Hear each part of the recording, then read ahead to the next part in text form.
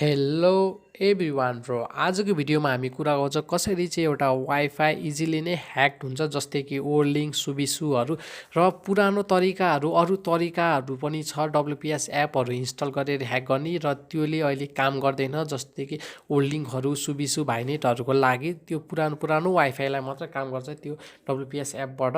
र यो नयाँ तरिका लिएर आएको छु तपाईँहरूको लागि र हेर्न सक्नुहुन्छ आजको यो एट्याक चाहिँ छ इभिल ट्विन एट्याक छ। यो चाहिँ यसमा चाहिँ के हुन्छ भने पहिला सुरु यो एक्सप्लेन गरौँ र हेर्न सक्नुहुन्छ यो भिडियोमा चाहिँ हामी यो एक्सप्लेन गर्छौँ र हेर्न सक्नुहुन्छ यसमा चाहिँ के हुन्छ यहाँनिर फोटो देख्न सक्नु भएर होला। यो एट्याकरले चाहिँ जस्ट तपाईँको यो भिक्टिमको रियल वाइफाईलाई एकछिनको लागि बन्द गर्छ। त्यो कसरी बन्द गर्छ भने जस्ट यसले डिडस एट्याक पर्फर्म गर्छ यो वाइफाईमा, यसको रियल यो भिक्टिमको वाइफाईमा। जस्ट डिडस एट्याक भनेको चाहिँ धेरैहरू कम्प्युटरबाट बटहरू युजरहरू पठाउँछ, त्यसले गर्दाखेरि यो वाइफाईले थान्न नसकेर जस्ट यो आफै बन्द मतलब काम गर्न छोड्छ।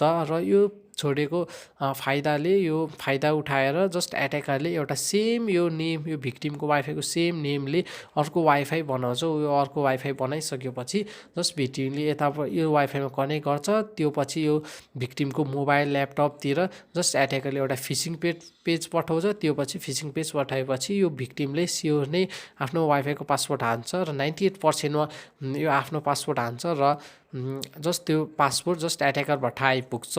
र हेर्न सक्नुहुन्छ यो फोटो देखाएर म तपाईँहरूलाई सम्झाउँछु। हेर्न सक्नुहुन्छ यहाँनिर यो सेज वाइफाई चाहिँ यो चाहिँ रियल वाइफाई हो।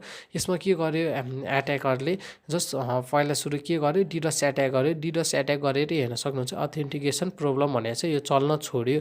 यो चल्न छोडेको फाइदा उठाएर हेर्न सक्नुहुन्छ यो सेकेन्ड फोटोमा सेज वाइफाई भन्ने अर्को हेर्न सक्नुहुन्छ यो लक्ड भएको छैन। यो भनेको चाहिँ फेकमा कनेक्ट हुन्छ, यो काम नगरेपछि फेक कनेक्ट गर्ने बित्तिकै हेर्न सक्नुहुन्छ यहाँनिर यस्तो फिसिङ पेज आउँछ। For security reason enter the WPA key to access the internet भनेर जस्ट योले यहाँनिर आफ्नो रियल यो वाइफाईको सेज वाइफाईको रियल पासवर्ड हान्यो भने मात्र सब्मिट हुन्छ, नत्र फेक अर्कै जेपाइदी पासवर्ड हान्यो भने जस्ट यो पासवर्ड इज इनकरेक्ट भनेर देखाउँछ।